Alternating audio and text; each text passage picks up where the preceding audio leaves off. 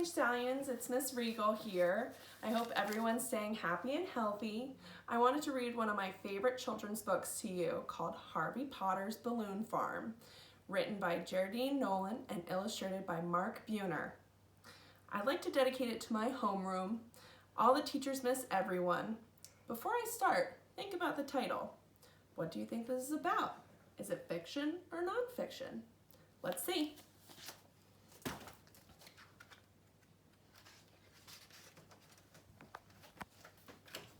Harvey Potter was a very strange fellow indeed. He was a farmer, but he didn't farm like my daddy did. He farmed a genuine U.S. government-inspected balloon farm.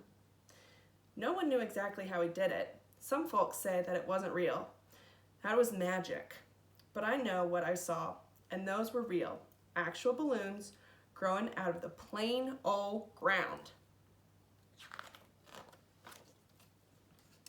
Harvey Potter had some of the prettiest colors you'd ever want to see on a balloon.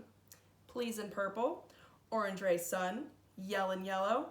There was Rip Two Shot red and jelly bean black, bloomin' blue, and grassy green. He had all kinds of shapes too. Round balloons, long ones, animal shapes, clowns with big noses and mouths. He even grew monster balloons with scary faces and great big sharp teeth in time for Halloween. I tell you, Harvey Potter was a strange fellow, all right. To look at him, he was quite plain. Never wore nothing to draw attention to himself. His hair was kept close cropped to his head. Overalls with a shirt underneath were his uniform. There was nothing special about his face either. What wasn't so plain about him was the conger stick he carried with him wherever he went.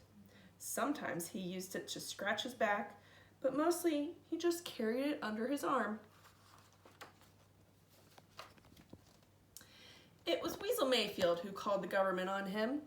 So the government came out to Harvey Potter's balloon farm bright and early one morning. Our whole town turned out for them, and though nobody said what they thought, we all held our breath, hoping we could keep our balloons.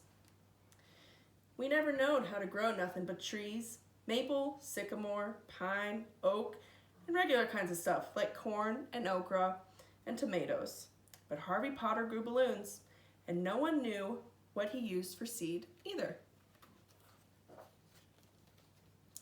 Anyway, the government men came around with white coats and white hats and white gloves. They kept us far back so we could hardly see, but I climbed right up into the sycamore tree and saw everything. They pulled and they poked, and finally they pricked one of those plants with a pin. And what was supposed to happen did. It popped. They even couldn't argue with that.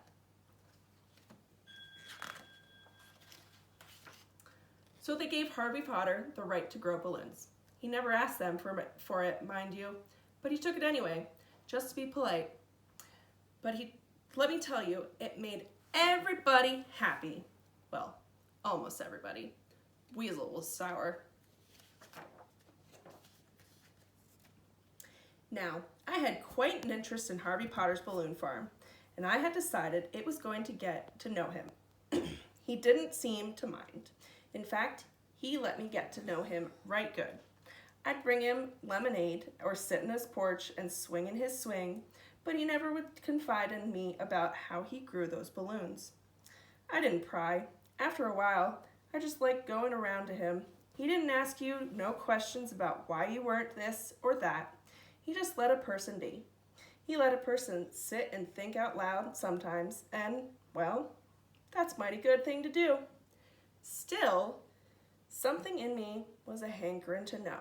So I decided I was just going to sit in the sycamore tree one night and see what he did in his field. To this day, I am indebted to that sycamore tree and to that big old moon. It was as full as it was wide that night. I saw him the second he opened his door, plain as day. He stood there on his front porch, hands inside his pockets, looking straight ahead where the fields were. That conjure stick was under his arm. He just stood there, eyes staring straight ahead at something off yonder ways. Then he came down off that porch. Step, step, step. His steps all seemed so big and so loud. It must have been those heavy field shoes. He walked down to his field and, without a sign of warning, commenced to holler.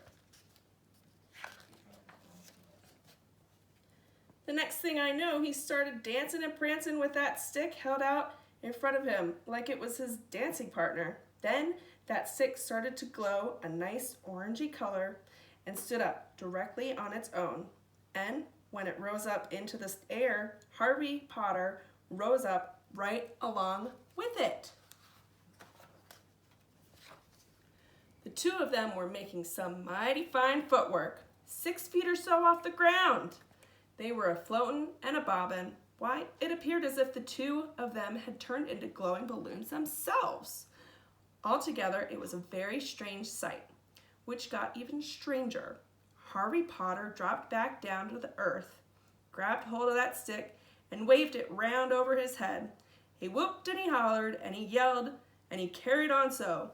Ee-ya-ya-ya-ya-ya! Ee-ya-ya-ya! I'm not ashamed to say I was a mighty scared. I would have jumped right down and run home, but my eyes were glued to that plain sight. Then Harvey let go of that stick, and it started to bounce and float over the field, dropping down here and there in nice, neat rows. And all the while, Harvey Potter just kept a-whooping and a-screeching, ee-ya-ya-ya-ya-ya! Ee-ya-ya-ya-ya-ya! All of a sudden, that stick came to a complete halt and flew right back into his hand. That's when Harvey Potter stopped screeching. He turned around and looked directly up at that sycamore tree.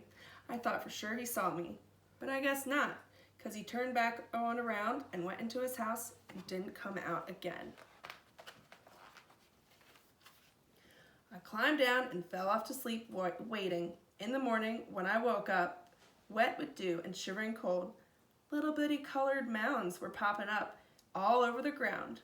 When I ran back after supper time, they had all come up in the glory of that day's sun.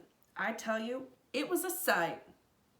Harvey Potter saw me out there in his fields admiring his latest crop of balloons. He said I could take as many as I wanted. I took 3, a clown and an elephant, and I couldn't resist the jelly bean black one. I didn't touch the monster ones on account that they were too plain scary.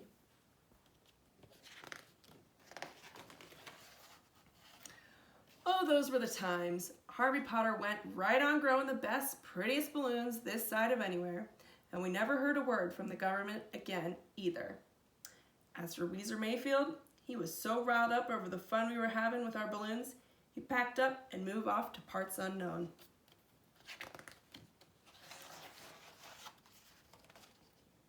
I remember those days well. It was the summer of '59, when I was hankering to leave home myself to find out what the world had to offer. Harvey Potter grew me a balloon that was big enough to carry me off. That's how I landed in this place here. I never did go back home and never did want to. This here place was just right for me.